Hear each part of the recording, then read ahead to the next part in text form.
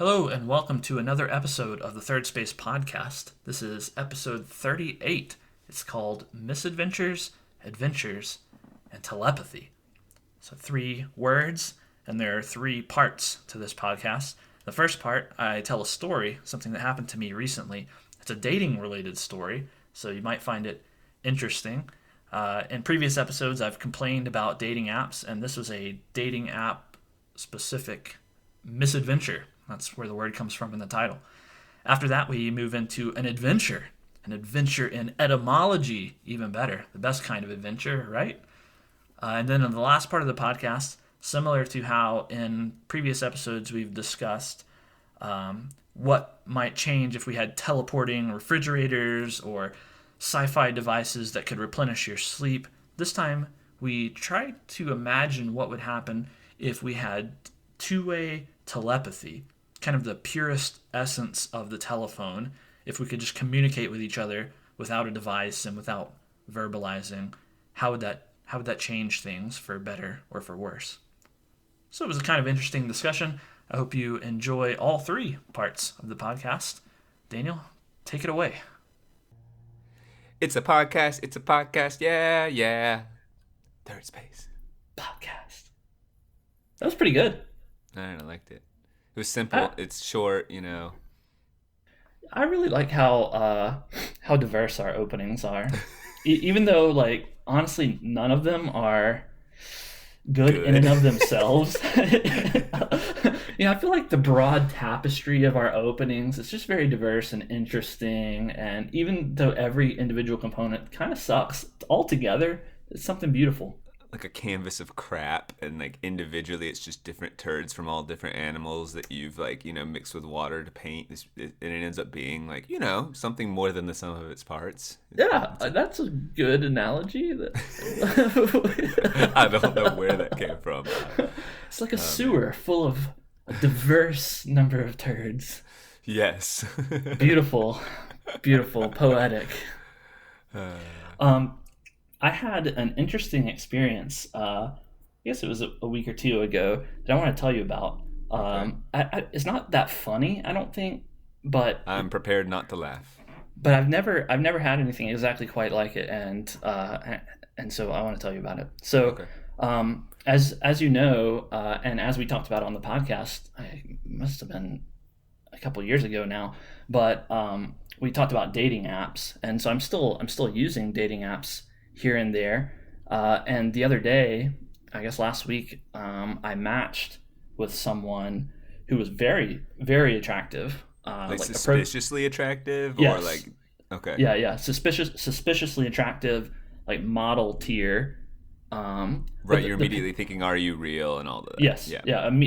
That's you learn to suspect people based on their pictures pretty quickly, but they weren't professional pictures. They looked like a normal person's pictures. Just the girl was extremely attractive. And apparently she lived a couple of hours away. Since I moved to a more kind of remote area, I've had to expand my, potential area of interest. Anyway, a couple hours away. And the more attractive she is it fair to say your initial attraction, sure. And how far away? You're like, okay, 3 hours would be a deal breaker. Oh, you're ultra attractive, maybe. Yes, isn't there something like that? Yeah, there's definitely a balance to be had there. So anyway, we matched, and I was pleased about this, but I'm so cynical about dating apps now. I never get excited to start with. But anyway, I messaged her, and she responded pretty quickly, and so we started chatting a bit, and so I had my suspicions initially based on just her pictures. And then I got send money or something. Well, that's what I don't know where this goes. I've always wondered all the fake accounts. Where does it go? Me too. And so, in the spirit of exploration and curiosity and chaos, despite how Your genuine cynicism. this person was, I wanted to see what was going to happen. Although, I wasn't sure. I wasn't sure this was a fake person. Well, that's also the attractiveness. You're willing to take a higher risk on that as well, right? Okay, right. She might exactly. be fake, but she's very attractive and whatever. Right. Yeah. So one thing that I noticed pretty quickly is that it was apparent that English wasn't her first language, which it's a big sign. Does she look American, for lack of a better term? I mean, her profile listed her as originally from Russia. Okay. And so Okay. she was, This is all sounding Eastern okay. European. I Keep know going. it all sounds. Every successive step in the story gets more and more suspicious. Okay.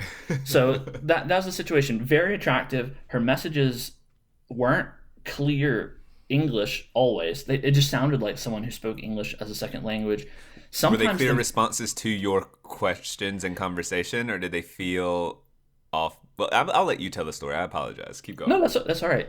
Most of the time they were. So at this point, I was trying to determine between three things: is it a real person, which seemed Hmm. rare, a person moving from Russia to the middle of nowhere, Right.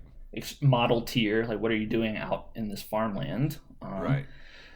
A person with fake pictures trying to scam me, which seemed. I mean, I guess in the broad scheme of things, that's also rare, but it I seems actually think it's more probably likely. porn, right? Like, hey, you're cute. Come pay for my website. Like, is that a big element of May, these I, fake accounts? I just don't I'm not know, sure. really. Could be OnlyFans Yeah, that kind of advertising. I thing. don't know. That Yeah. would be Yeah. weird.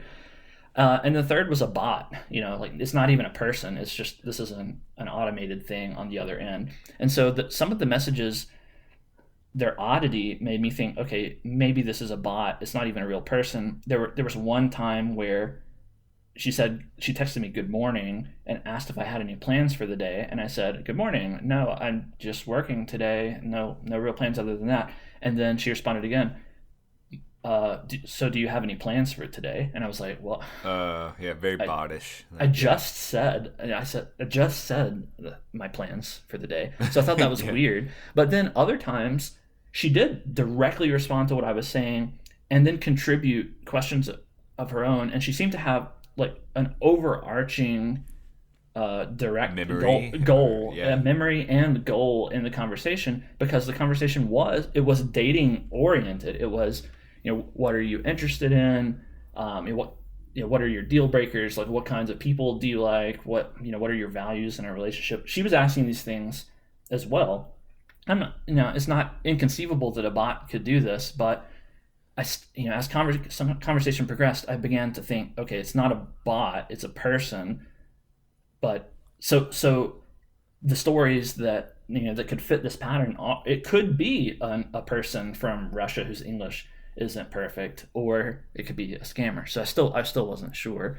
Yeah. So we continued chatting, and after about a full day of chatting, she asked for my number, and so I sent her my phone number, which I don't, that's not too big of a concession, even if it was. I don't think so. I get so many like spam Yeah, calls anyway. It's out yeah, there. Like yeah, me whatever's too. happened has happened. Like Right. okay. It's already out there. So I did that, and then she texted me back pretty quickly. And so this is not something I think a bot. I mean, obviously you could make a bot do this, but it just doesn't seem like something the normal bot would do. Are you Yeah, ask tempted for at your this point to number. say grab a spoon and like hold it in your left hand or something goofy like that? I mean, Yes, I of know that's course. Yeah, of course. Well, yeah, of course. I was tempted to do that. But again, like also I was presenting the attitude that this was totally real and genuine, and I wasn't I you wasn't weren't hinting at suspicion no, and I stuff. wasn't Yeah. overtly suspicious, but I was asking questions about things that would be. What's a Russian model doing here? Yeah, well, Yeah. I did ask things like that, like what brought you to the U.S. and why here and all that. And she said that her aunt lived here and she wanted to be close to family.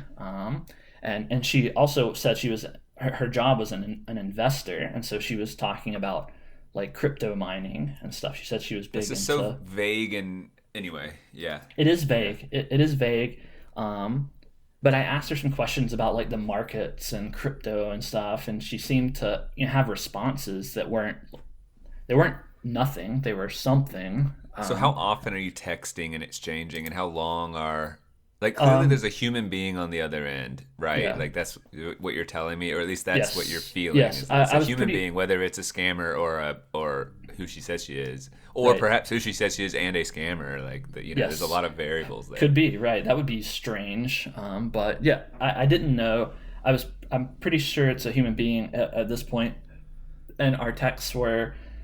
Um, maybe take three portions of the day where we would have kind of real time back and forth for maybe an hour or so. So How excited are you in this interaction? Or are you just so fed up with I'm online dating that you know yeah, not to be until yes, you've met? yeah. Like it's Sadly, just sadly, I am too cynical about it to. I don't get excited. I don't get excited until the second date or after, like, which is yeah. really kind of disheartening, because you should be excited to meet someone for the first time, but Theoretically, you should be excited to match. But well, yeah, you know, I and there's that little boost. I'm sure your brain releases some yeah, maybe hormone, a tiny, serotonin, yeah, whatever. tiny bit of insulin or something. Um, yeah, I mean, I remember the days when I would be excited simply to match, or I remember the days when I was excited simply to find someone that I thought was attractive with, a decently written profile. And back in the days when you could message someone and they would actually see your message, because back then, I could message someone and, probably 75% of the time they would respond and, we would actually have an interaction. But, that's totally gone away. And now it's just predatory swipe apps. There is no way to really communicate. But that's neither here nor there. Um, continuing along with this interesting interaction, we continued texting for a while. On the second day of our texting, this was the day where she texted good morning, like as I was sitting down for breakfast. So it's not like uh, she was The person's bringing not in something. Russia, or at least they know the clock. But yeah, she wasn't in Russia. She said she had moved to the U.S. and was in a town about 2 hours away. I'd already looked at where the town was. Um, and so on this day, she suggested that we talk on Telegram, which is, are you familiar with that app? No, I'm It's a not. text. It's a text app. I wasn't familiar with it either. I'd heard of it, but not intimately familiar with it. It's a text app, like WhatsApp and all of that kind of stuff. Like privacy focused or Uh, encrypted or like yeah, because like there's so sure. many apps out there. Like what sets them apart? Like why do you need a freaking text app? I You don't. have the phone number. Like I Yeah, don't get it. I don't either. I don't really understand that. I didn't understand why she wanted. She said she wanted to use it because it was easier, and I didn't That understand is because untrue categorically. we were I can already press texting. dial or I Yeah, can download an app and create an account and right, find you and then right. figure out how this new interface works. Now, Like now, that's if I easier. if I was being generous, which I was, and I didn't press on this too much, but these apps have special stickers and emojis Okay, and yeah, you're right. confetti I mean, blue blues and all that's so kinds much of easier. You're right. goofy nonsense. And so whatever, maybe that's I don't care You're anyway. basically saying she's very attractive, so I'll do that. Yeah, okay. Ultimately, well, it was a combination. Yes, if it was real, if the small chance was that she was real, yes, she was very attractive, and I would No, I mean be. I would too. For the record, I'm not judging. I'm just saying, But like, yeah, I was also intrigued, and Telegram, it's a popular app. It has millions of downloads. It's not a scam app, right, right, yeah. So I wasn't going to proceed past the point where I thought there was significant risk involved. And I didn't detect that this was particularly risky, so I agreed and I downloaded Telegram. And we started talking on Telegram. And so as soon as I downloaded Telegram and I put in her username or whatever and found her, Telegram has profile pictures as well. And I clicked on hers, and it wasn't the same person as Oh on boy, the oh Hinge boy. profile. It was a Okay, totally different person. In fact, there were two pictures, and neither of those people were the same people, they were and different people. neither of those people were the people from her profile on Hinge. Yeah, And that's a so, step up into weirdness. This is uh, yeah, every like you said, every consequence. It's yeah. all still within the I'll keep interacting, and I'm Well, I a mean, little more skeptical. Yeah. yeah, I was definitely more skeptical at this point, Oh, those are my friends or my sisters. Don't worry. and but it's conceivable. It's conceivable that you wouldn't put a picture of yourself. Some people pick little cartoons or puppy face or whatever, That would have and been a safer maybe if they're scamming people. Then yeah, put a cartoon or right. It or seems your favorite easy. show, Dwight and Beats, Battlestar Yes, Galactica, whatever, a quote, a meme. I don't care. Like right. yeah. Oh, are you the guy from The Office? I thought you don't look the same as you did on the Hinge profile. Right. So I was suspicious. I felt like this was a point where any person would ask about it. Anyone would ask about this. It's not me showing, Yeah, you would say, insensitive hey, that's not suspicion you. to ask. So I asked, like, how come? Who are these people in your pictures on here? And she said, oh, that's my style. And I was like, what is that? In a strangely non-English way. And I was like, what does that mean? She's like, oh, they're French fashion models, and that's like the kind of fashion style that I like. Oh, so you put out Uh, your vibe. You put out people who are like you. I guess Maybe that is so so. now we're into like a cultural. Yeah, that's I, what I was I thinking. I was like, yeah. okay, I guess I'll have to Were these accept. I guess I'll models? have Were to these accept that. famous looking models like glam shots, or were they like Yeah, they people? were. They were. The one was definitely like a model-y looking, Okay. and the other one wasn't. I mean, both of the individuals in the I pictures were find that answer models. plausible. Like when I Me hear it, I've too. never That's heard that before, but it seems like something like a new culture that I don't Yep. understand, and your tech, or like the world of social Yeah. media that I don't get it, but like that makes sense. Yeah, that was my response too. I was like, "This is weird and foreign to me," but you're also supposedly foreign, and Yeah. okay, fine. So I rolled with it, but I was still, despite that, my suspicions continued to go up. Here's another odd thing about the Telegram. On Telegram, you have a user. You can have a username, and her username was "Stay true to the mission." God, Now, everything what that's the hell yeah. does that mean? It Stay feels true to the cultish or mission. scammy. It's bad. Like it's Well, not so good. I'm still, even knowing the ending of the story as I do, and you don't, and no one else does for the moment. I still don't understand this. Stay true to the mission. Well, I don't know what that means. I have no idea. So I asked her. I was like, "What is stay true to the mission?" And she said that it meant, she had a mission to find the right person for her, and so she was trying to really stay true. And this fit with some of our other conversation where she professed to be really, really goal directed in finding a meaningful relationship with someone, and Yeah, only but one person, not behind this particular which is answer though. exactly what a scammer, would try to do, ingratiate himself with you in this way. So it didn't alleviate any of my worries, but stay true to the mission. That's weird. That's That's like a weird. flub up for a scam person because it Yeah. feels Even like look, even if just even if this was a real girl who I had met and had no ulterior motives and was interested in dating, and her and that was profile the name was genuine "Stay True to the answer. Mission," that would make me go, "Oh, something's weird about this. Is a Yes, little I don't strange." like that being even if that's the real answer and it's a real girl, like you said, all things like that's a knock against the real person. Like, yeah, you're weird. Yeah. Like, So by this and point, I was treating dating as a mission is something a little. Look, I I guess it I is, but like get I it, don't know. It's like a but war metaphor or something, or like I don't know. It yeah, has this sort of like yeah, militaristic. Anyway, go ahead, go ahead. or religious, Yeah, either yeah, straight. I mean, it has a either one, very like but spiritual feel, I suppose too.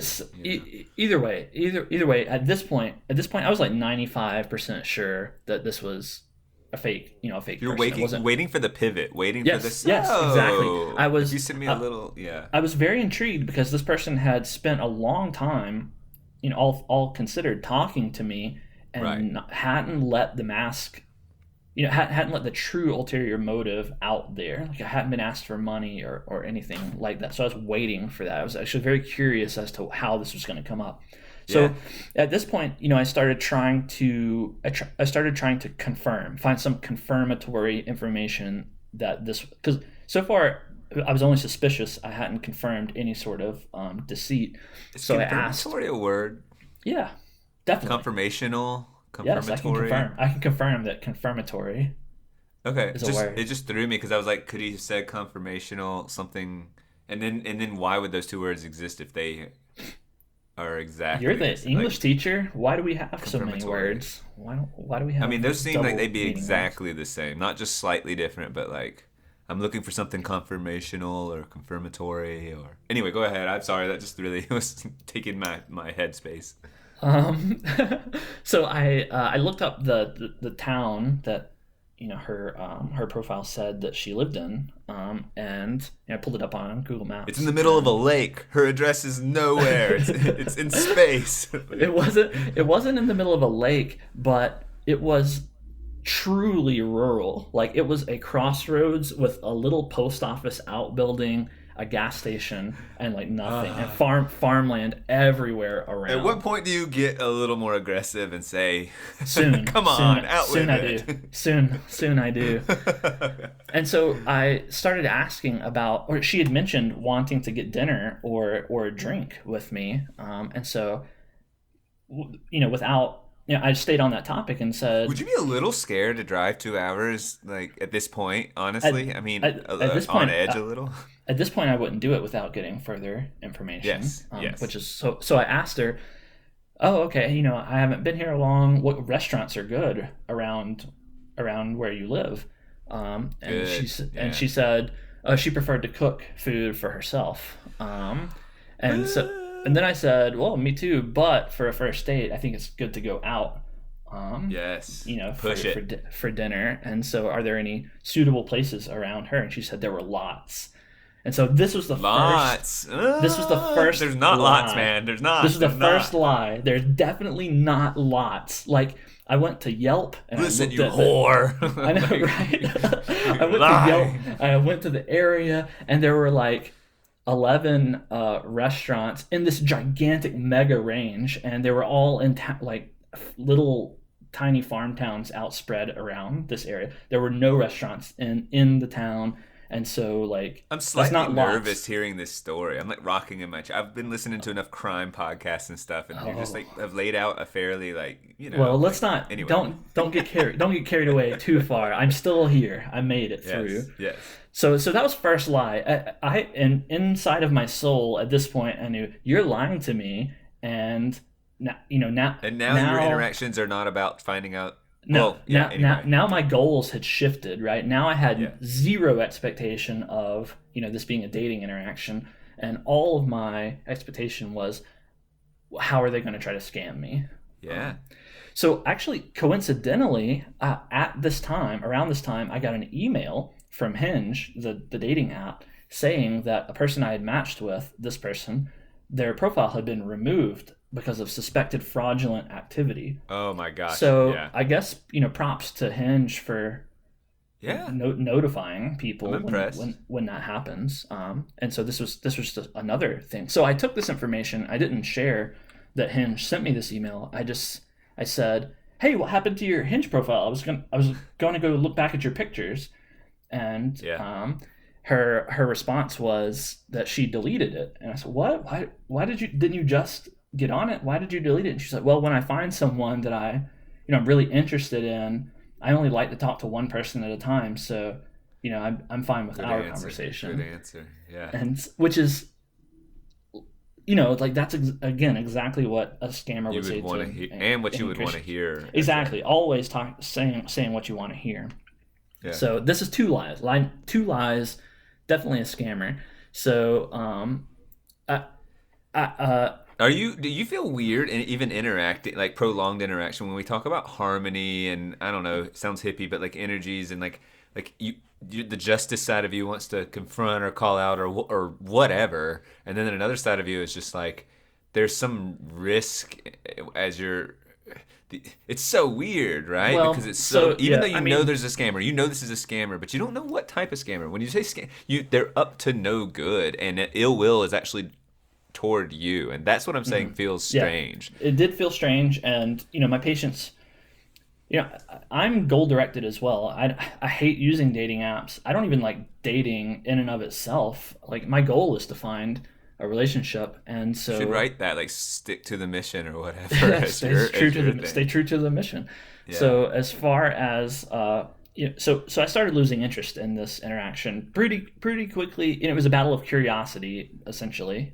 Yes. And so around this point, my energy reserve started to peter out because I wasn't pursuing what I was really interested in at this point. But you're not on some justice oriented kick where you're gonna like confront them. Some people there are people, and there are really kind of funny like YouTube channels and stuff where people mess with scammers, and they try to waste as much of the scammer's time as possible, because the more time you're wasting of theirs, they're not scamming other people. But I'm just not interested in wasting my time like that. So But eventually, I think I discovered what the angle was. So I mentioned that she was, she claimed to be an investor, and she had mentioned being into crypto, and she had name dropped like Ethereum and stuff throughout the conversation. And it was earlier in the conversation, it was just, it was just topics to cover. But she brought it up again, which I thought was a little bit forceful. It was forcefully inserting that into the conversation. And I had mentioned that I have some crypto as well, not much. I don't know a whole lot about it. I was just kind of experimenting. And she said, "Oh, you should download Coinbase Wallet. You should download Coinbase Wallet. I can show you how to use it." And I was like, "Nah, I don't think so." And she's like, "Do it." And then, a little bit of time removed in the conversation, she sent me a screenshot apparently of her crypto mining thing for mining Ethereum. And it was like $1,500 an hour of income from mining crypto. $1,500 an hour. And I didn't say anything about it really. Because I wasn't interested in her crypto mining.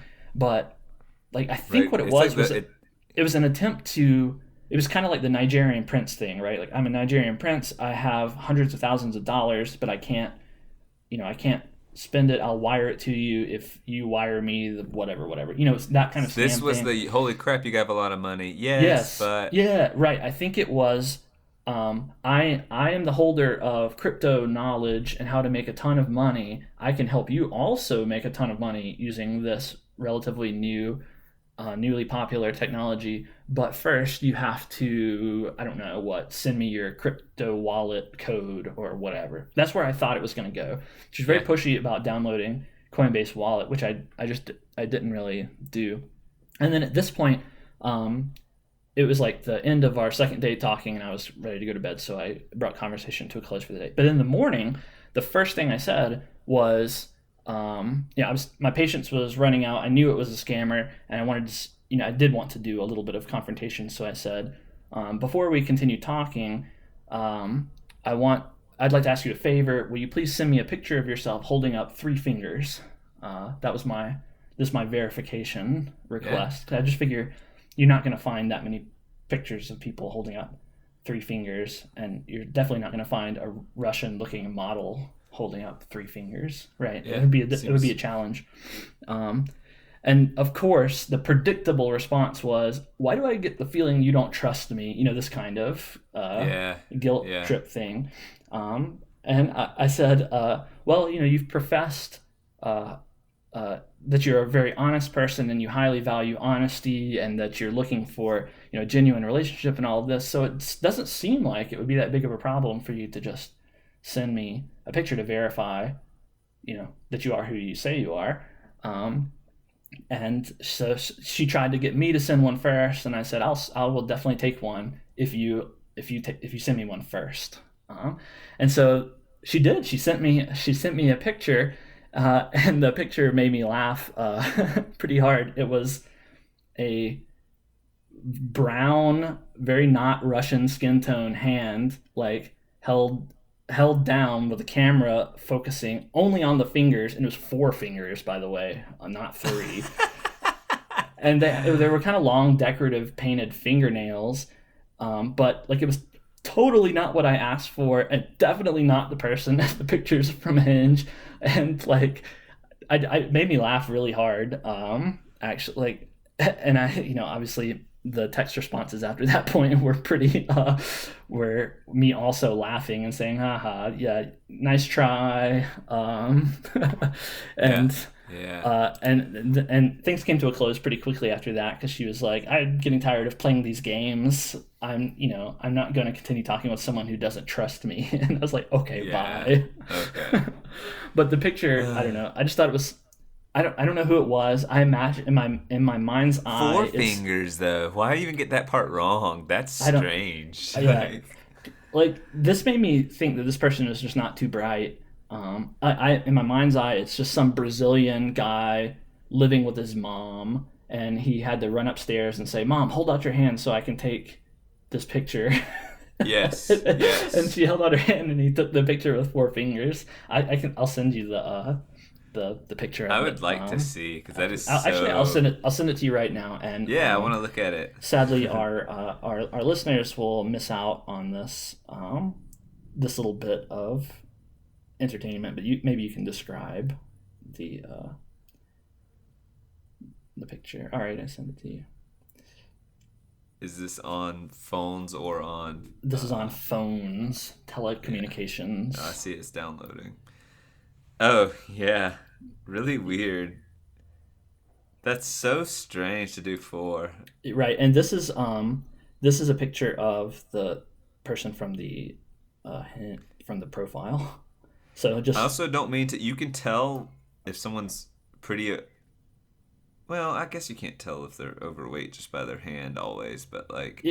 not always, but I suspected so as well.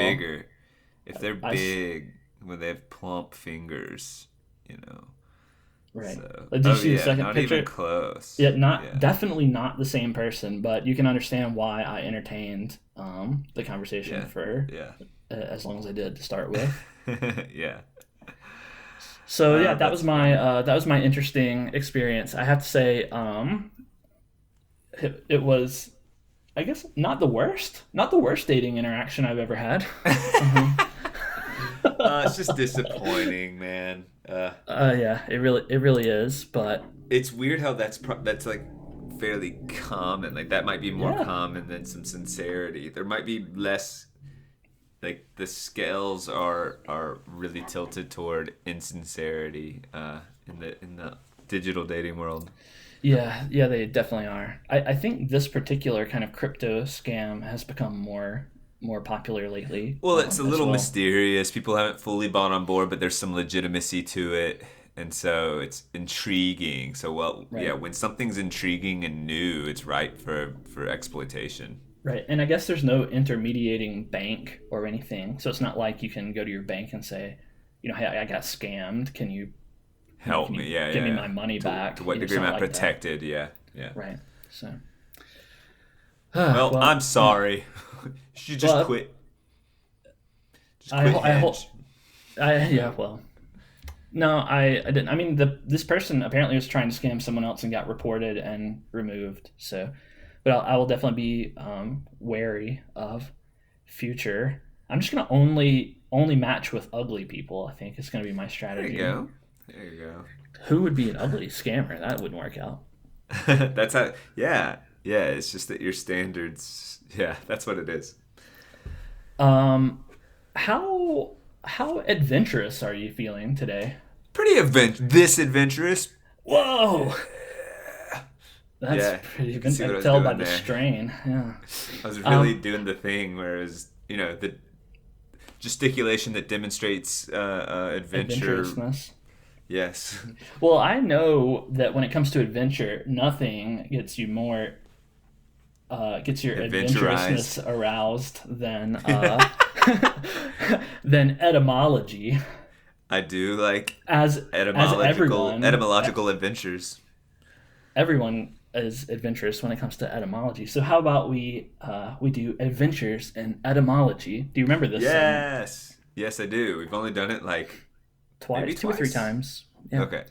So the way this works is I have some either words or idioms. This time they're words, and I present you 3 possible origin stories for each of the words, and you just have to decide which one is the real etymological origin of the word. I think I was wrong on all of them last time. You have not yet gotten a single one correct in all of our adventures. Kudos to you, and it also, I think, because we understand each other, that's the disadvantage in this case, or advantage for you in crafting these, and I'm attracted to the things that your brain's attracted to, and so that makes sense. I can try that's what I'm thinking is happening. Well, I think we talked about this maybe a little bit, but our we're on the same brain length. Yeah, the wave of our smarts is the length of our hearts. Yeah. See, we finish each other's words. Grammatical constructs. Yeah. All Our So syntactical and and thoughts. and how I construct these is I think about the word and I come up with what I think the origin is, and I write it down, and only then do I look up the real answer. How do And you so decide on a word? Just an interesting word like kudos. yeah, Like and there's yeah, an that would be a interesting good one. You word. could, Yeah, if I'm yeah. reading or listening to something and they say a word, and I'm Huh. like, I wonder where that word came from. Then I write it And are down. you including like expressions, little idiomatic Yes, could be. This expressions? time it's Yeah. not no idioms, but I do have some of those on the list. Anyway, this time the unifying theme is tools. These are all tools that people use in a little, Okay. kind of a broad sense. So the first word is wheelbarrow, wheelbarrow, Wheelbarrow. Yeah. wheelbarrow. We always say wheelbarrow, but wheelbarrow. Wheelbarrow. Yeah. Okay. So the Um, first, do you want to take well, why don't I no, just I want to listen. I'm just letting my brain wander and see where anyway. So maybe my strategy is to go ahead and think of some in my head without saying it out loud, seeing what you read, and mhm, then not choosing eliminating, those? yeah, not choosing the ones that align. All right, so you can try that strategy out. The first possible definition of wheelbarrow is it's a simplifying of wheeled barrow, barrow. So the wheel part is pretty obvious because it has a wheelbarrow has a wheel Yeah. on it. But a barrow, which I'm sure you're familiar with, it's an old English word for a hill, right? It's Oh, yeah, I'm usually so familiar with it. it's usually a hill over a tomb or a grave. Barrows. Okay. I don't know if you've heard that or I'm not, actually but not particularly, but okay. barrow. Okay, but I've read Barrow, the barrows. I feel like I've read that in poetry. yeah, definitely. I mean, it's in a lot of like medieval fantasy stuff. Okay. Anything set because people were buried in barrows. Anyway, barrows, a wheeled barrow. So the wheelbarrow reportedly got its name during the construction of the very famous Dunstanburgh Castle in northern England. This was around the 1300s. The laborers they used to carry large amounts of dirt around in what came to be known as wheelbarrows. It looked like there's a barrow, a hill of dirt being moved around, wheeled around. So wheeled barrow, wheelbarrow. That's kind of where it came from. Plausible. All right, so that's the first potential origin. The second one is it's a combination of wheel and borrow, borrow. And this one it actually came from impoverished Irish peasants. This was back in the 1700s. And they would share cookware and other things between homes, and they would use wheelbarrows to transport the really heavy things. So for really small items, you could just borrow them, but when you had to share large items, you need a wheelbarrow. You had to actually borrow via this wheeled contraption, wheelbarrow. Not Um, bad, but so it seems you, you, silly. Like you need a peasants well, exchanging anyway. well, it's Irish. It's the Irish phrasing of it. And I don't have a good Irish accent, but I need a wheelbarrow. Need a wheelbarrow. You have to wheel Okay. the bar. Anyway, all right. The third option is that it's a combination of wheel again and the old English word for basket, and that word is barrow, barewe, barrow, wheel barrow. This is also from the 1300s, and the reason why is because the first wheelbarrows they were more like woven wicker stretchers than they were the modern metal thing with a wooden frame. There's like this basket like thing with a wheel on the front. So it's a wheeled basket, essentially, a wheelbarrow. Um, I want to choose that one. Uh, that's my gut, and the reason my that they all seem plausible. They're all actually excellent definitions. I enjoy hearing this. Just to you create like kudos. I guess the second kudos I'm giving you, but like you create very plausible definitions. The wheeled basket, Beru, sounds like it's here's my reasoning: is it's far enough away from the word barrow or borrow because that's where my brain would go in your position. I wasn't familiar with borrows as much, but or barrows as much, but you are, and then borrow. But beru would be something you would have to go a step further, and my guess is look up like Old English or what did you say it was?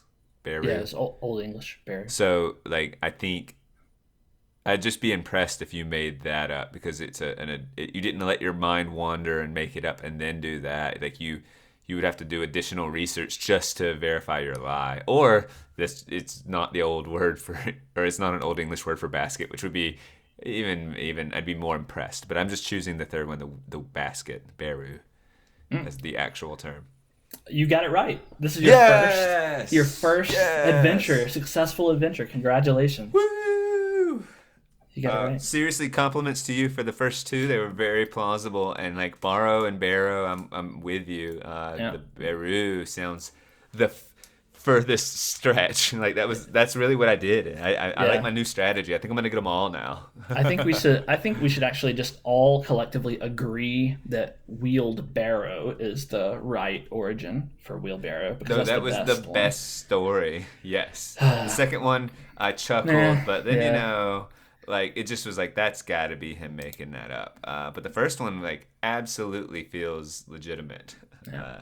I might tell people. I think we should just take your stories and make them the new. Yeah, that's what I'm saying. We should overwrite history. The victors write history, and I think hearing them all at once, like there's a likelihood that you revisit some old one you did, and I don't remember. I just remember liking whatever story I found myself most attracted to is the one I think is real. You know, like our bias enter in. You've thrown them all three at me. I don't know. It got jumbled, and I just stuck with the one that was most attractive to me. Yeah. Okay, let's go. Are you ready for the second word? Yeah. All right. This word is spatula. You know what a spatula is, right? I do. Okay. It's Okay. a strange word. It's very awkward in the mouth. It is. Spatula, It is awkward and which is why I chose it. And it's flat, right? A spatula is always flat. Could you give me the definition of a spatula? I mean, it's a cooking utensil that's flat, and you flip pancakes, or you can just flip things. I didn't record the actual definition. Okay, but I just want to make sure I'm understanding spatula completely. I want to make sure it's the one I think it is. I mean, I know the kitchen utensil, but like, you know what I mean? There's so many different kitchen utensils that kind of look like that. Like when I look at it, like one of them looks like those with the really rubbery and has like they're almost like shaped like as a right angle, but then it comes down like a D on the like. That's not what I think of when I think of a spatula every time. I think of it as like this one's metal and it looks like you'd flip burgers at a fast food joint. That's what I think of, and it's like a wooden handle. But it kind of proves to me if you look up Google image spatula that you get ones with holes, like circular holes, ones that are solid, they're metal, they're plastic, they're rubber. Anything flat seems to be the consistent thing. Okay, give me your etymology. All right, so the first option is the spatula. It's a word with Russian origins. Actually, it's from the Russian verb spotsny, which means to spread or smear. Coincidentally, it's the same root in Russian for the word mortar, which is spatsla. So I guess it was originally used for spreading mortar on bricks. Okay. So when you can combine it with the suffix ula, ula, that denotes a thing that performs an action in Russian. So a spatula is a thing that spreads or smears. Okay. I'll take that with me. Okay. I'm holding on to it. I don't want to give you anything because I feel like I'm going to talk myself. Like I feel like it's secretive. Like I have to keep it all in my head, and then I'll do better. So go. The second option is that it's named after its purported origin city, which is Sipatu. I don't know how you say it. I assume it's Sipatu in Spain. It's near the border with France. It's about midway between Toulouse and Barcelona. So in the mid to late 1800s, the French were famous for their baked goods, and the Spanish border town saw a boom in confectioners, and they invented this tool to aid in their creations. It was originally known as a zapatu knife, or in Spanish, a supatula cuchillo, supatula. It was eventually shortened into spatula, is how it was anglicized. Man, that's good. Okay. The third option is that it's from the Greek word spathe, which refers to a broad, flat blade that was often used by weavers. It's actually the same origin as the word for spade, spathe and spade. And this eventually made its way to Latin as spatha, and then the diminutive form of spatha is spatula. So it came from Greek to Latin to English. Okay. I've got no idea. And here's why. These are less. I mean, you've got the Roman, and you got the city. You said not. Did you Russian. say Roman? I mean Russian. Russian. Okay. Spotsny. So that with the spreading, which is sort of more. That's the biggest story you gave me. And then the Zapatu knife or whatever from Spain, and then Greek. Spatha. Spatha. But you sort of made. I think the brilliance of this one is that I like etymologies when it's told in the form of stories. If you give me just historical, like this place in this region of the world, and then this and this, and you give me some translations, I glaze over. I'm not attaching it to meaning. It feels academic. It feels boring, and I'm not gonna remember. And they all sound like equally credible, which is why I'm gonna eliminate the Russian one, because it was the most story based. I'm gonna assume that you were also attracted to stories and that you made that one up, and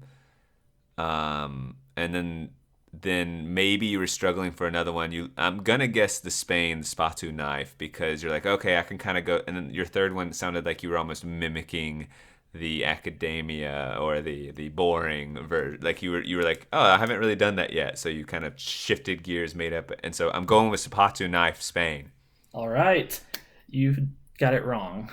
Ah! All right, what is it? It's the last one, the boring. The Greek one, the one that has the most boring. Yeah, the most boring one. Yeah. Okay. So it actually came from Greek. See, I was speculating you actually went out of order. Like you got the Russian one. Mm-hmm. And then you looked it up because you just maybe that would help inspire you, and then you modeled it. But no, okay. Yeah, I'll be honest. Knife was good. I did all that made up. Yeah, that was totally made up. There's no city called Zapatu, and all. Yeah, it was. Oh man, that was good. It's all the Russian is all made up too. None of that is real. None so of you this were in the previous question. You were just telling me you'd be really impressed if I made up Baru for basket and all that. And yes, and you did. You did go as far as that. The Russian one wasn't that story based. No, visual. It gave but me yeah, visuals. It was very visual. I guess okay. I shouldn't say narrative. I should just say either visual, like compelling visuals that I like. Go, oh yeah, it is kind of like brick and mortar stuff, and like, and in fact, as I scroll through here, and I stopped scrolling because I didn't want an unfair advantage, to be honest. I'm seeing some spatulas for pizza and stainless steel now that I'm reading the bottom, but it looks like a freaking, like, the triangular shape with a flat, and it was like, oh, that's a spatula, and I was like, oh, have I just gained an unfair advantage that that's the one? And then I just I didn't think too hard about it. I didn't want to. I had a real hard time coming up with fake definitions for that. Well, the Greek one, you said, so the Greek one was the real one? Could you tell me a little more? I literally glazed and don't remember. Spathe, Spathe, It's from the Greek word spathe or spath. Okay. I don't know how you say it. Which means what? It means a broad, flat blade that's used by weavers. Yeah, boring. So, yeah, pretty boring. All right, you ready for the third and final one? Yes, I am. Lantern. You know what a lantern is? Yes, I do. It's usually green. Yes. No, It's a light. It's a mobile thing. You put a candle in it, or a flame, or usually, or I mean, not anymore. It can just be. Bless you. One more. Sorry. Bless you. But yeah, they can be paper lanterns if you're in Japan or something, or Asia. Right. It can be like if you're in England, you wear maybe like a robe and you come out like disoriented, like for some noises, and it's like very like ghostly at night, and you're like, who's there, or whatever, and you're holding it, and you got the cap on with the ball at the end, and you're just like, what's going on? That's what a lantern is. Crap. I don't know. That's my entire first option. Yeah. All right. So the first potential definition, not quite there, but it's a very good narrative. It's an old nautical term coined by sailors. They used to navigate the coastlines by night, and so in order to see the edge of the coast or the land turns were the lanterns. Lighting devices were hung on rocky outcroppings or prominent pieces of land to light the way. There were torches, kerosene lamps, and later lighthouses. But the phrase lantern up ahead originally referred to the lay of the land, but because these lights were always placed on them, they became known as lanterns. I love it. That was great, and it has Bennett written all over it. Keep going. Well, you never know. The second one is another Greek origin story. So this is from the Greek word lampter, Lampter, which meant a torch or a beacon fire. It's obviously the same root word as lamp as well. And so over time, but it's boring. It's just exposing my lack of knowledge. Like, okay, go ahead. You could just do that with any language.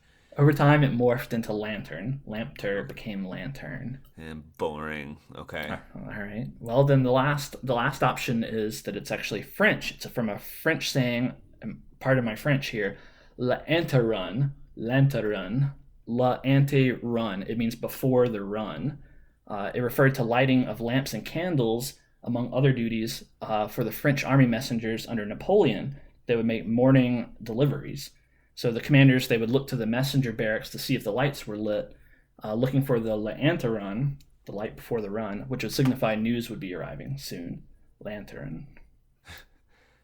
Under Napoleon, eh? Napoleon. I think you're just experimenting, throwing out like generals and like war. It's pretty safe territory that I'm not particularly studied in, and like. I hate to go back to the Greek one. It's just it's so boring and simple that you would have been too tempted to go. I'm sure you're familiar with, many words that we use have like Shakespearean origin and stuff. They have interesting stories behind them. And so, it's not implausible that words have interesting origin stories. You're 100% right. I just think you would have spiced up the Greek one more if there were more. Like, if it would have been it would have been spicier, and it was boring.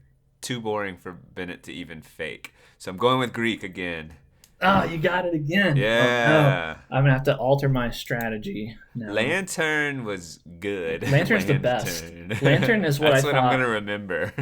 Lantern is what I thought might be real, and if it's not, it should be. I'm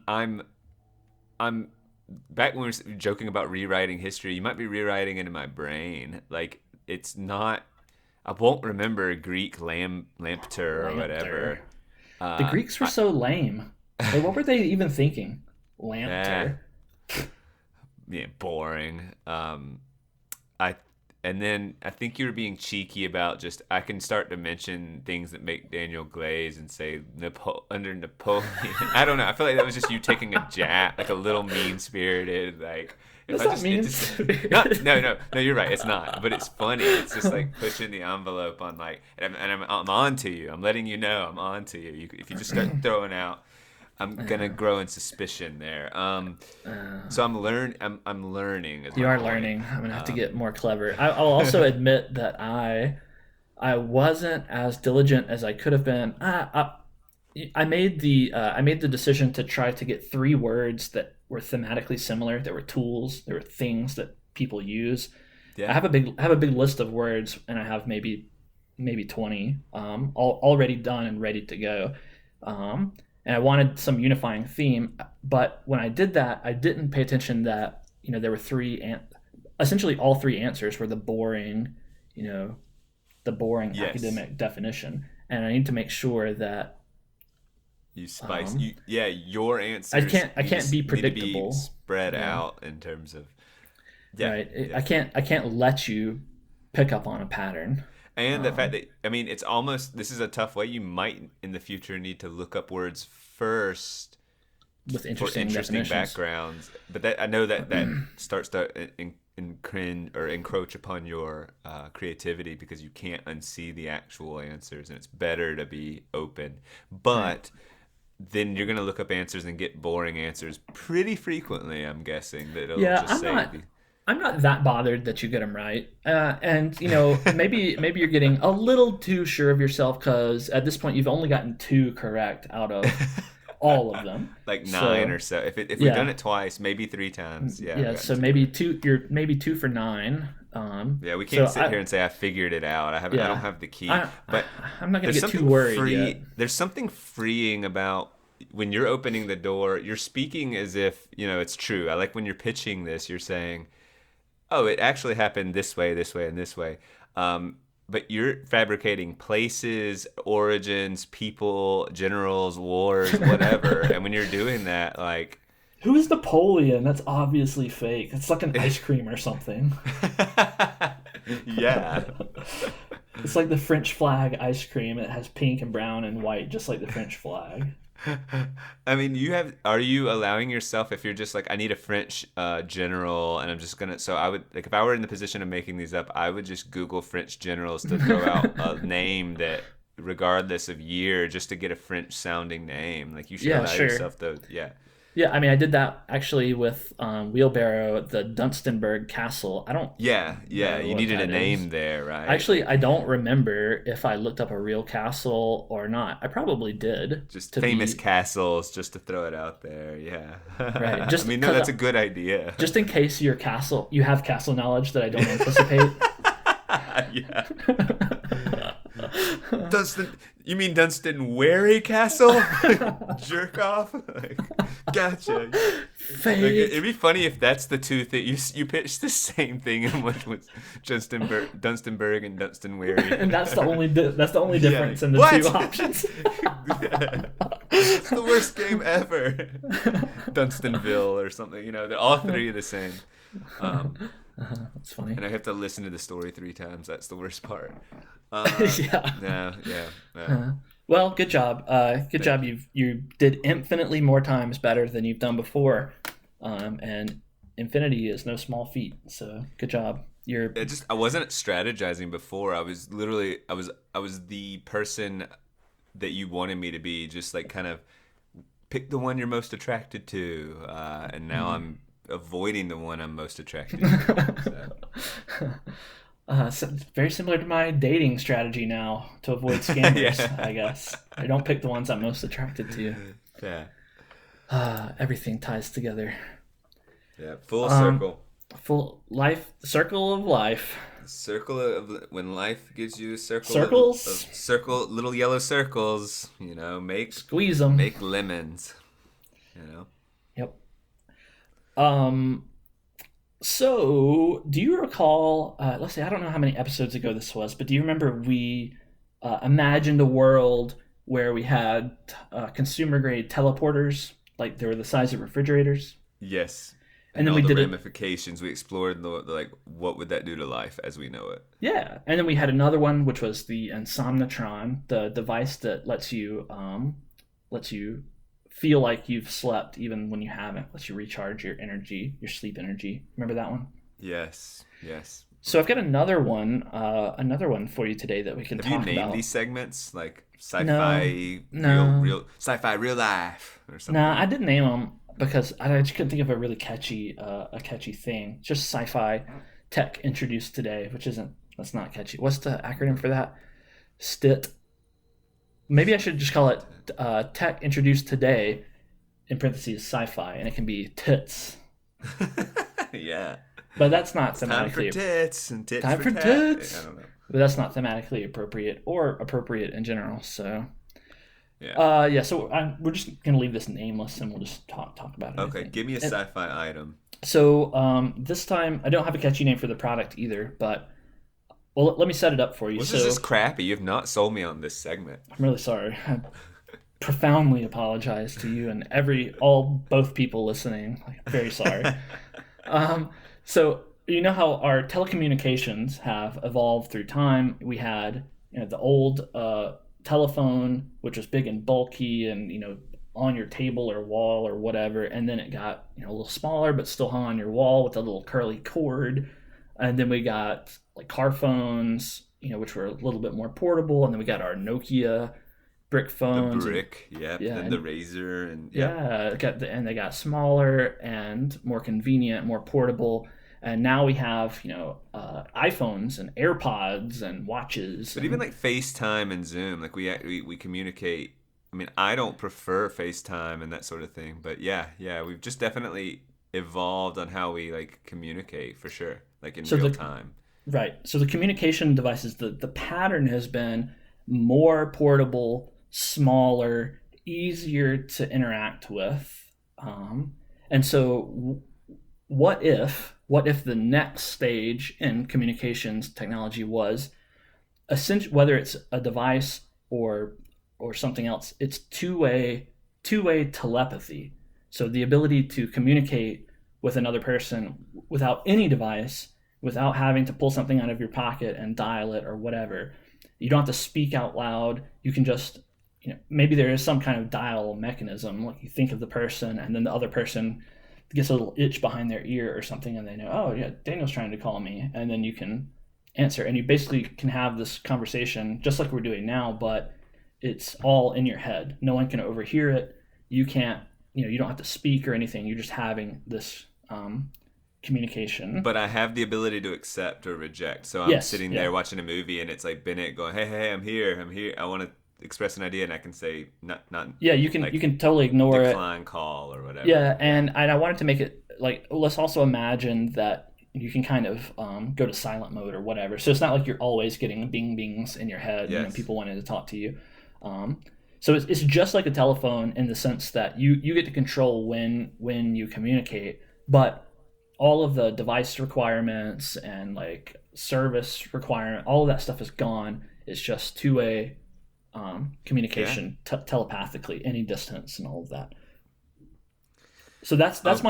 my idea. Okay. Yeah. How does this How? impact people, me, society? Yes, Like, yes, all what gets better? What are the drawbacks? All of it. yeah, all of that stuff. My Um, first, I'll start selfishly and locally, then move more global. If that sounds like a path to discuss. that sounds like the ideal path Okay, to so discuss. on a personal me level, I recognize that I've and anyone, including you, will say this. Anyone that knows me, I'm a bad texter, and I have not adopted, like, I don't do FaceTime, or a lot of people just that's their natural like go to. They make a call, they're just FaceTiming, and I've resisted advances past my, I guess, like, uh, adolescent stage in life where like I literally was calling you as a kid and calling your house, and then your dad would answer it. Right, right. Then so I'm still just a phone person. So I understand I'm a little bit of a luddite when I haven't adopted the new tech as readily. And I think part of it, I've never really understood why do I resist this? I think there's true fatigue about being plugged in digitally, like always being available. That's just not how we always being available to everyone is exhausting, even that idea. And we keep going that route, and we keep Mhm. being available, and that's like sometimes I don't want to be. I want to just shower or go on a walk or have my day. It doesn't matter what the thing is. I just don't want to owe anyone anything. Yeah, I totally agree. Well, I think And maybe the reason why you and I as well don't don't like that constant availability. Maybe it has something to do with our personality as planners, right? Like we want to know what's coming around the corner, and if anyone could at any time just call you and force a conversation upon you. I mean, obviously they can't force it, but they it's are. obtrusive when I'm like, I've had a long day of work. I'm so excited about my watching my show. Right now, I'm watching Mhm. Nip Tuck. I'm rewatching all of it, and like I got my food, and then like my dad calls, and I love my dad. This is not but I'll just be like, no, no, like no, this is not the time. Like, and it could be anyone, but like, and I don't, and there's nothing personal about that rejection of the call. It's the timing and the holy crap, this is my moment of peace. And I mean peace because like I've crafted this in a lot of ways. Like I've chosen to put on this show. I've earned, this is the payoff, and it's all around planning. Like you said, I've earned this moment. Like Mhm. I've earned it. It's my thing. I've looked forward to it. It's part of my routine. And the idea that I'm just gonna like put down my food and like, yeah. So in So a selfish way, this is like, oh gosh, like we're just one step closer to constant connectivity that is I'm gonna go a step further, a little more provocative, and say that I'm right. It's not just a personal preference. I think that the digital fatigue weighs on people, even the more social, because I'm fairly social and extroverted. Even I mean, I don't know. I'm a little on the fence, but I am like I can be extroverted. I So let me. I hear what you're saying, and I definitely agree with all of your philosophical takes on digital, attention spreading and always having to be available and on all of that. But allow me to play the part of a marketer for this two-way okay, yeah, telepathy. This is not digital. This isn't a digital device. You're not going to have your attention stolen away while you Twitter about with your thumbs on this thing.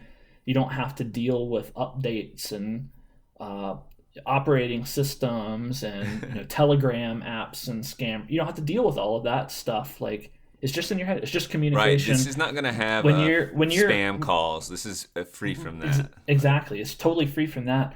And think about it: when you're face to face with a person, you're conversing with just them, and you probably have privacy and whatever. And this is just like it's almost the idealized form of a telephone because it's still your communication with that person. There's no barrier. There's no technological barrier between you. You're having the conversation. Obviously you don't get to see their face or anything, but it is the purest. It's the essence of the telephone. Um, Okay, and well, it wouldn't steal your attention any more than you allow it to.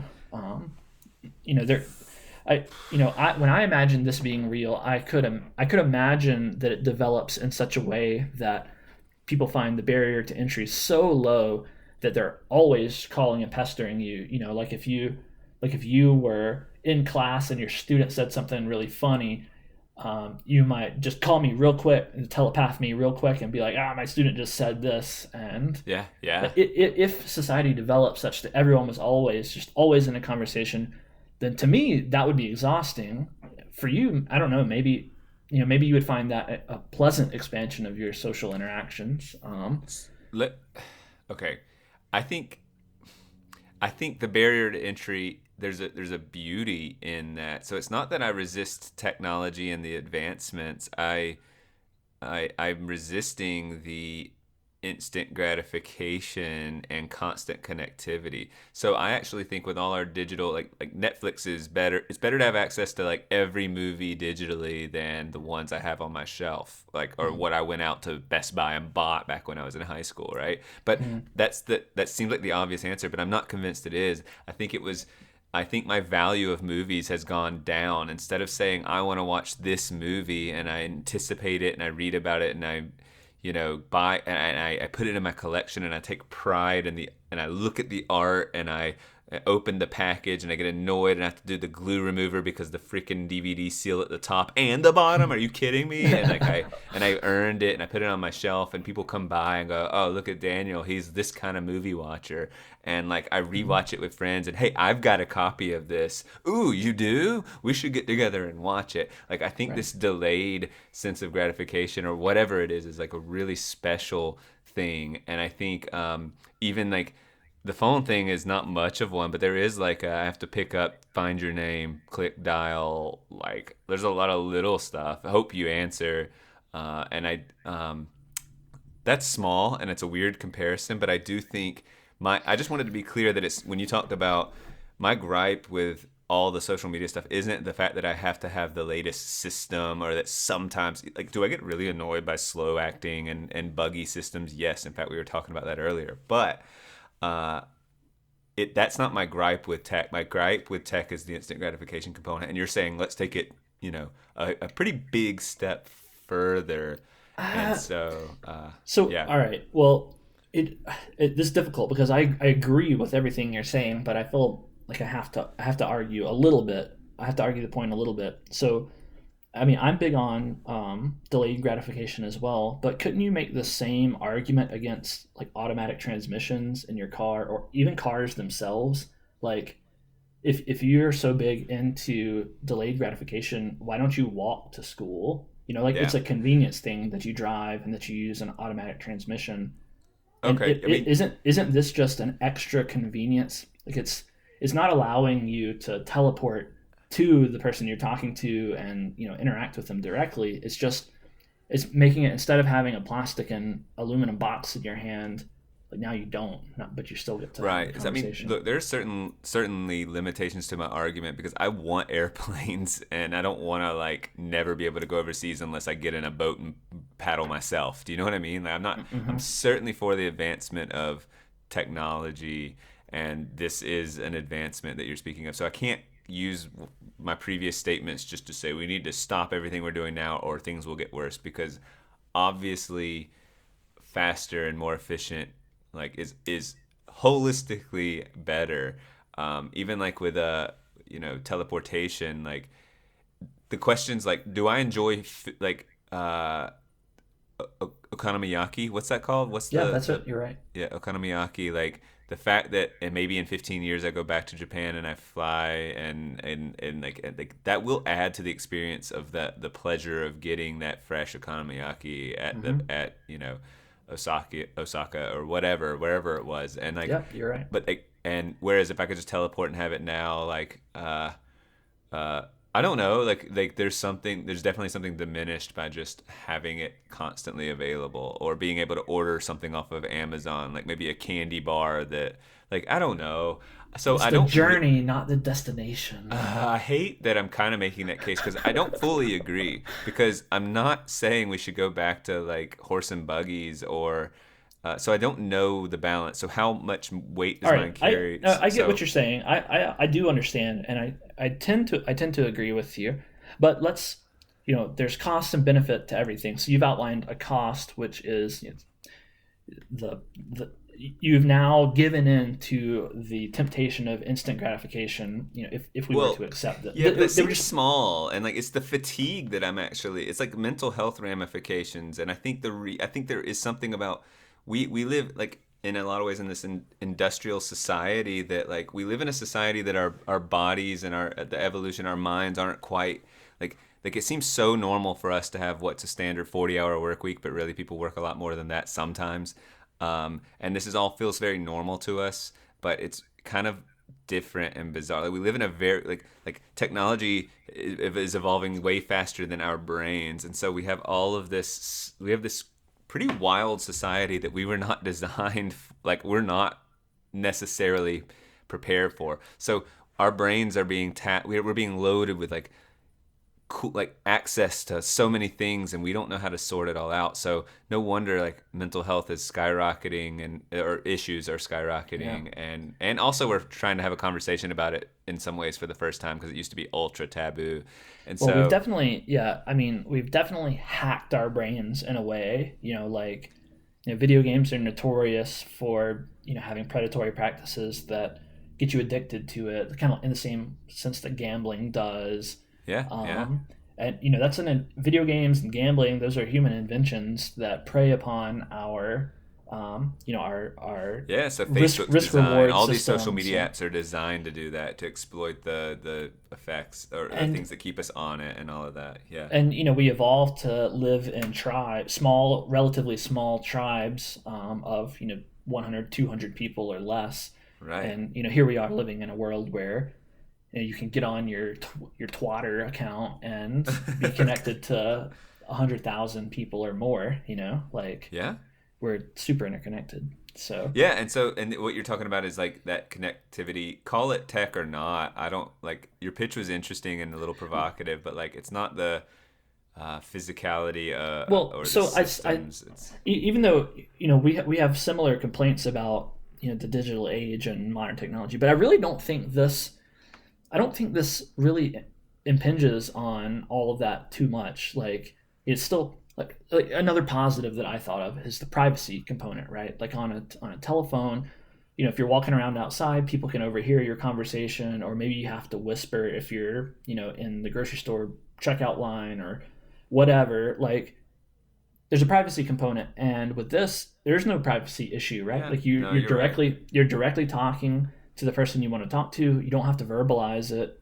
I Quick guess you could, but you don't quick have to. question. I'm not like I get control over what thoughts I'm sending to you, right? Yes, Like obviously, if you yeah, responded in a way I didn't like and I didn't want to reveal that I was unhappy, I wouldn't yeah. You have wouldn't have to. to. Imagine that it's exactly like you're having a telephone conversation, Yeah. except Okay. you I don't figured that was the case. you don't By have to the way, speak. yeah. Like there's no weird, like, if I were making a sci-fi movie Mind out of reading this, thing. then I Yeah. It'd might have to go wrong. That's the thing that would go wrong. Someone would right. hack it, and That's there's no right. filter now, and now all your honesty is Yeah. just laid bare, kind of Right, thing. and Yeah. that's the movie version, but this is the podcast, the Third Space podcast, tits version, and so there's none of that.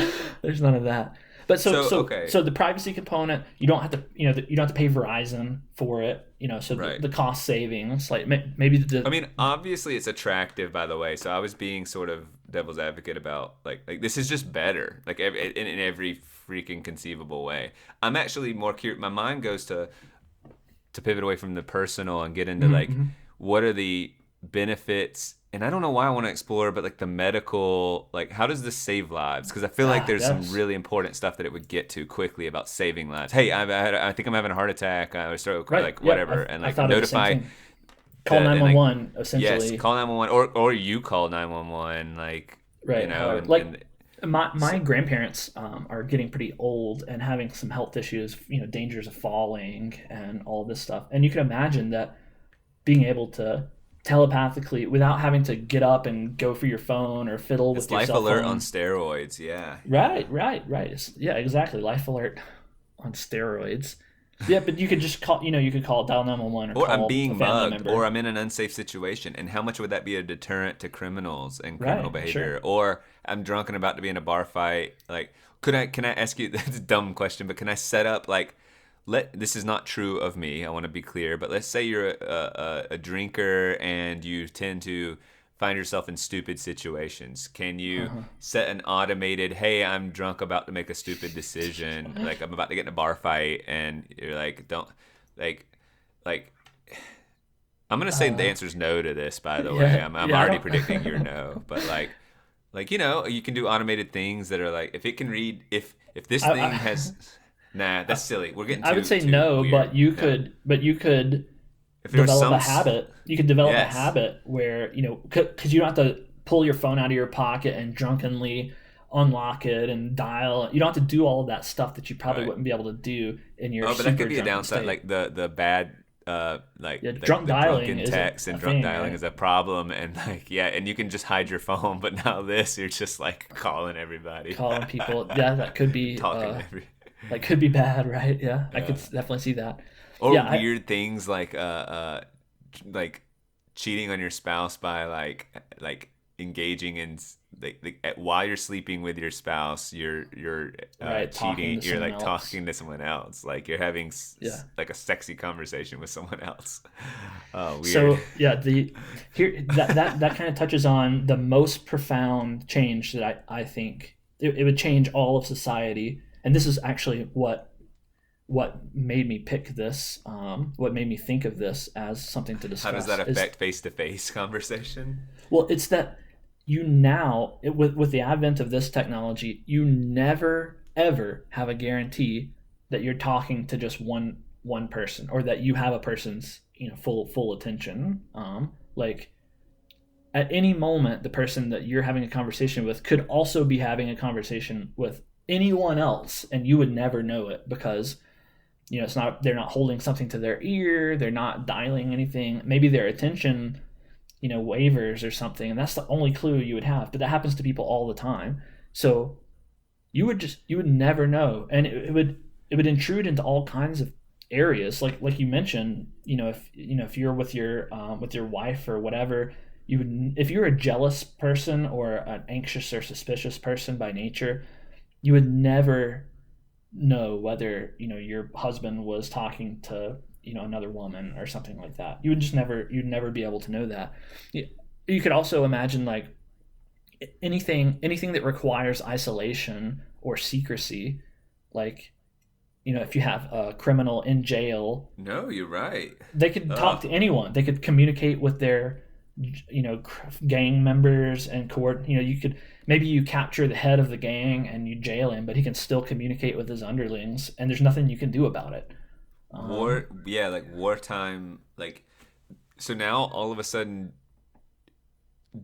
okay, like take a war and you have a bunch of like, so you have this hierarchy, and you basically have, what do you call it, the low people in the totem pole in like a war, like the scrubs, the like, I mean, the infantry that are Cannon like just, fodder, yeah, infantry, yeah, but the so they're grunts.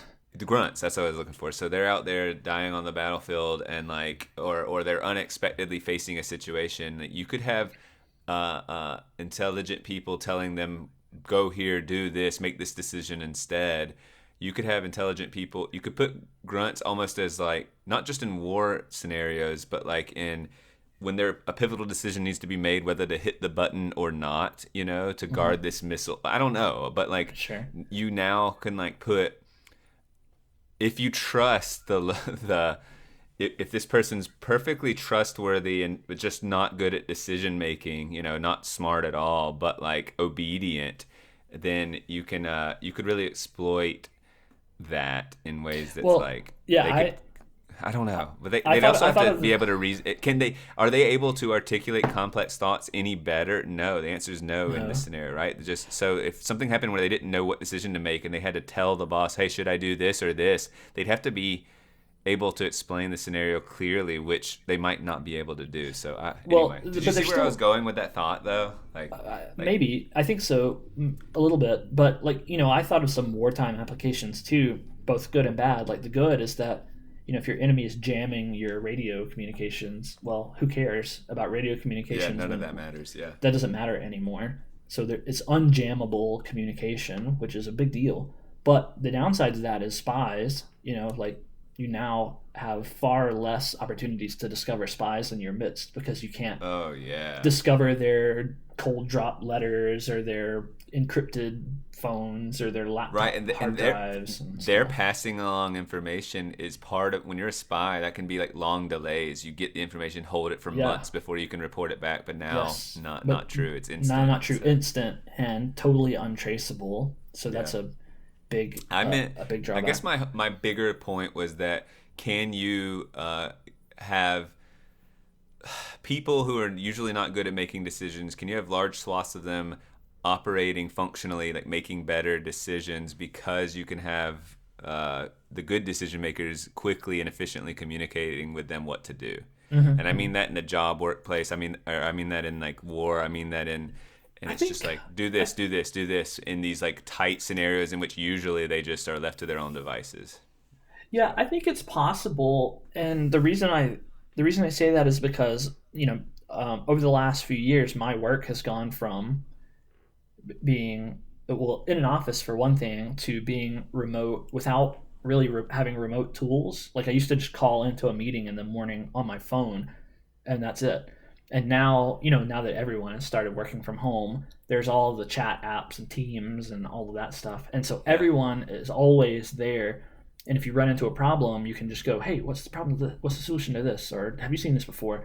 And there are pros and cons to that. But the pro is that people solve their little roadblocks pretty quick because you can quickly get the information of the group. Right. And so that's kind of the point you're making is that if you had like a special ops force or something like that, you might even be able to expand the size of your special ops teams because now they can communicate quickly, and untraceably and silently as well. So they might be able to coordinate better. Right. Right. Another thing, Certainly, yeah. Safety is a big thing, I think, and that's, I guess, military, or just illnesses, or yeah, being robbed. All of think it about are think about this one of those. area. So I think the most important thing is the uncertainty of privacy. There's privacy when you're in the conversation with someone else, but that also means that you can never know when someone is in conversation with someone else. So think about it with respect to education, teaching, right? So like your Oh, students in your cheating on classroom, test! Holy moly! Yeah. yeah, you would never know. Like they would just be able to. You would have to fundamentally change the way you assess, learning, and like testing would just.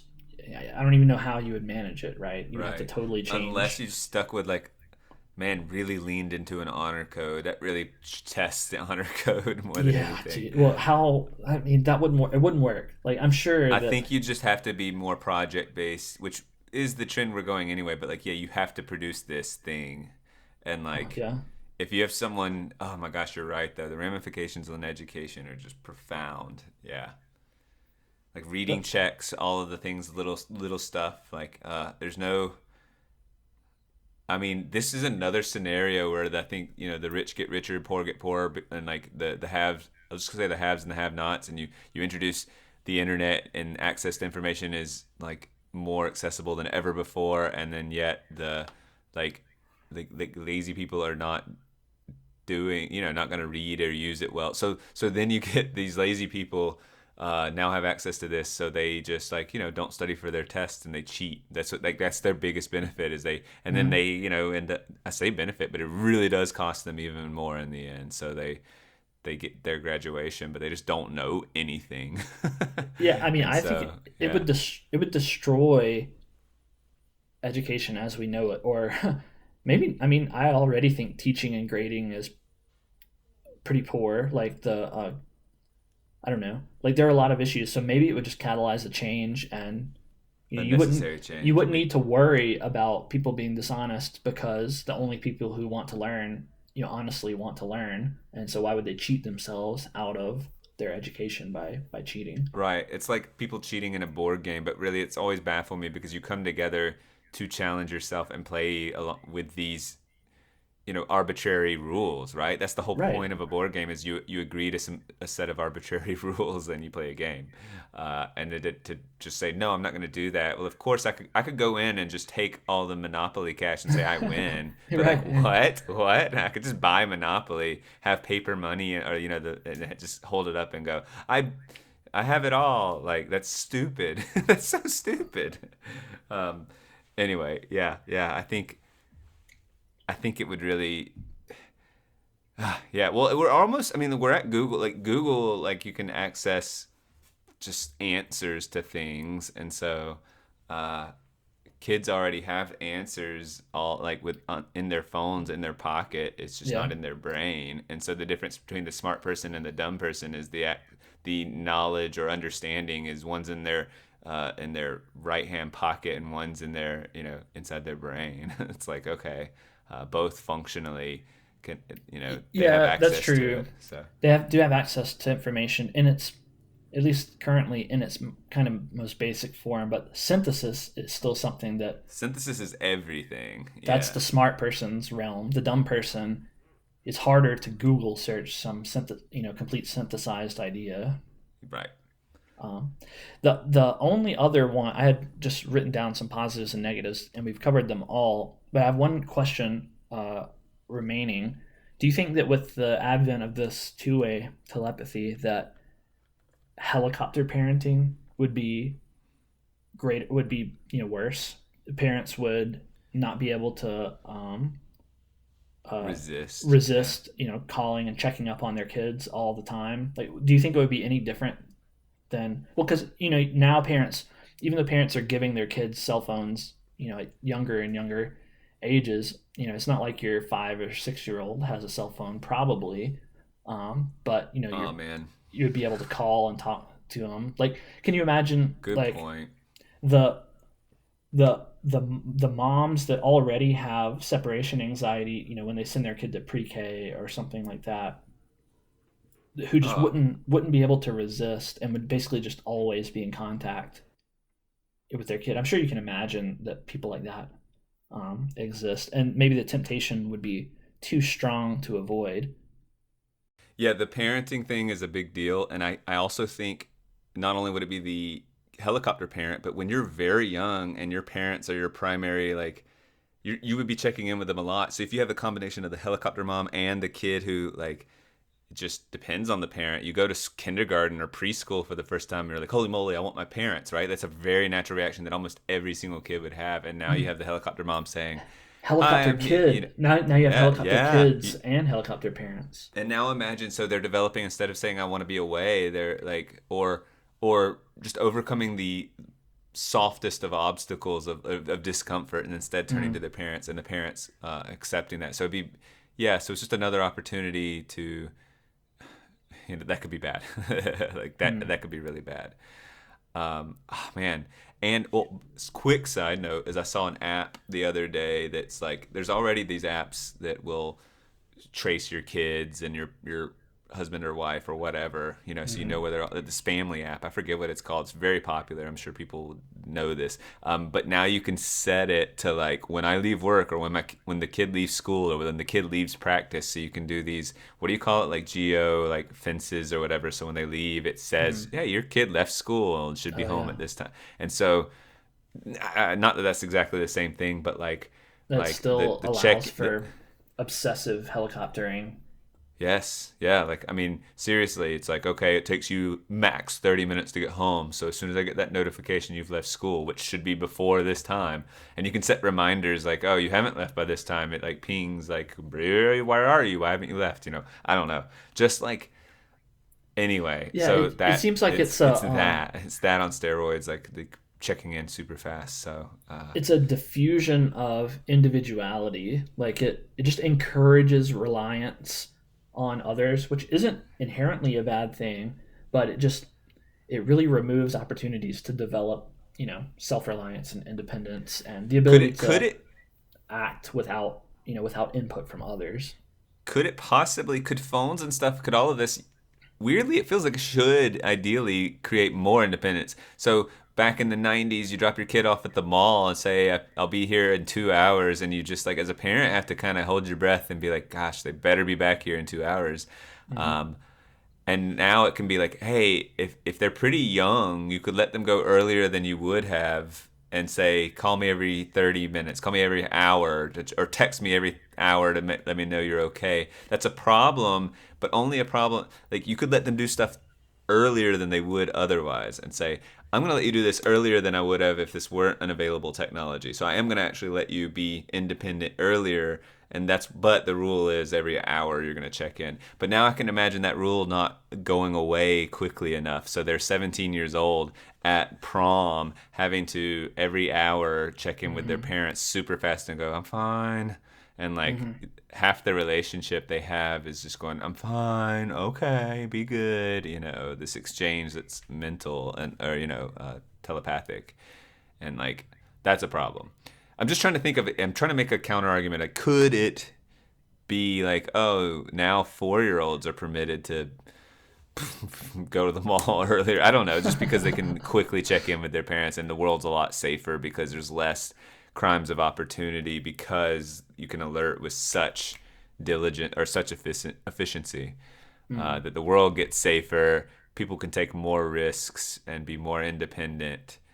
Older people are out more often. I don't know. Just probably not though. Probably So just going to be abused for the yeah, worse. I don't see it going all that well, but I don't know. When you say the word independence and it increases independence, Yeah, I don't know is that it it is does. it increasing Yeah. independence? Because when you drop your kid off at the mall, which is already probably an antiquated thing, but you drop your Yeah. kid off at the mall and you say check in every hour, is that fostering independence or is that fostering dependence? Because It is dependence, but I'm just picturing the 90s. yeah, You I'm don't let your 11-year-old do that because you wait sure. till they're 14 and they're mature enough to actually be there in 2 hours. But now you can do the 11-year-old because so if you're letting them go earlier, is that Is it better? is it independence when they still depend on you know the ability to contact you instantly and quickly like that and It's have to more check than in? like literally not doing it at Yeah, all. I yeah, think. you're right. I mean, you're right. It is, but I don't know. It's, I guess you're right. I just have to concede that. Like it does let you, I guess, ease into But you're independence also if establishing norms about checking in all the that's dang true. time, and so I think you're conditioning fragility, perhaps. So Yeah. Well, and then also there are people who use interpersonal relationships as a crutch, right? And who might be offended or hurt if the ability to talk to me is so effortless. Why aren't you talking to me right now? Like yeah, they're so self-centered in a way, and parents can get this is what helicopter parents do in a way, right? Like they grasp onto their children so tightly and won't let go. And why would you not want to check in with me every 30 minutes? Like, I love you, I'm your parent, and you're my kid, and you love me, and why not just check in and talk? Well, there are reasons not to. There are reasons why. you shouldn't. Right. But I think the temptation would be so strong, there would be a lot of people who wouldn't be able to resist. So, Yeah. I think and that's the so we're our own worst enemy. As you create better things, we just do yeah, that's the thing, worse man. things with them. Like this one, like the teleporting refrigerators, I don't think we're close to getting teleports, so I wasn't worried about the Insomnitron. I don't think we're really that close to doing that. That seems like beyond what could happen, possibly. But this, like, even though it may not be true telepathy, like the progress of phones has been getting smaller and more convenient and omnipresent. And just think about, like, people in their homes, they have their Alexas and their Googles and their whatevers, and they can just say, "Hey, Google, blah blah blah blah," and get an answer. But imagine if you were in any Wi-Fi zone, you could just say, "Hey, I want to talk to Daniel," and then boom, there you are. You're in a conversation. Like, where that approach, that's technologically possible right now, and that approaches what I've presented here. Not exactly, but it approaches it. This seems like one that we could see something like it in our lifetimes, and I'm not sure that the positives outweigh the negatives on this one. I selfishly agree with you, but I can't help but think that, man, it could revolutionize some safety stuff. And then if we just, again, I'm going to be a Luddite and be like, hey, I'm going to be known as the guy I'm carving out quickly. I'm bad at this. I'm not endorsing this as much. And that's self-preservation, right? Like, that's just, nope, I won't use this all that often. Or I've got to do this for like, I feel myself like doing that anyway, like carving out, like, this is my time to talk, and like, or this is my time to recharge. And so as I'm trying to use time more wisely, I would just do that. So maybe I don't worry about myself, I guess. I'd be fine with this. But you're right. The new, if moving forward, this is the new way of doing things, we might have a real issue with how people are being raised and relationships are being formed and how they're being kept up. So, well, that's it. That's all. That's it. That's all right. Okay. I stand. do. Goodbye. The end.